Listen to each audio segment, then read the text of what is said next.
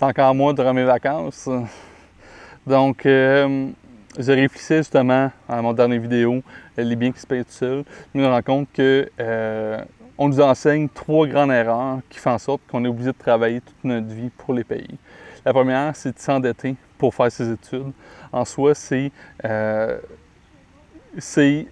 connu, c'est dit, mais c'est pas compris que le coût des études universitaires est plus important que ce que ça rapporte, sauf certains domaines précis. Donc, ça fait en sorte que on est porté à la fin de notre secondaire d'aller au cégep, d'aller à l'université, de faire une maîtrise, peut-être même un doctorat, s'endetter à hauteur de 20, 30 000, 40 000 $ pour justement avoir l'obligation de travailler par la suite pour le payer.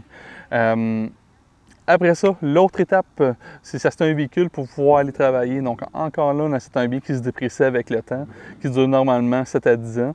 Puis, souvent, bien, on sort de nos études, on veut se gâter, on s'achète quelque chose de neuf.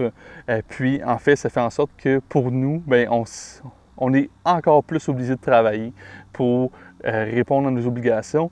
La troisième étape clé après les études, après l'automobile, mais c'est la maison, que encore là, mais c'est un coût net en soi. Si on achète un cottage juste pour notre famille, notre future famille, parce qu'on n'a pas encore d'enfants à ce moment-là, mais vraiment, quand on suit la norme des étapes, mais encore là, on se rajoute un poids financier mensuellement qui nous oblige à travailler de façon permanente.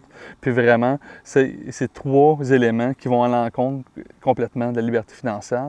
3 choses qui fait en sorte que quand on est rendu à 20-25 ans, après tout ça, après avoir posé les actions, que là, on veut commencer à profiter de la vie, plus baisser notre rythme, mais ça fait en sorte qu'on ne peut pas. Il faut travailler fort pour être capable de payer ces biens-là. Puis, entre autres, les études, c'est souvent sur 15 ans. Un auto, mais c'est à recommencer après 7 à 10 ans. Et la maison, bien, on s'endette souvent sur 25 ans pour être en mesure de le payer. Donc, en fait, ça fait en sorte qu'on s'attache des fardeaux jusqu'à notre retraite.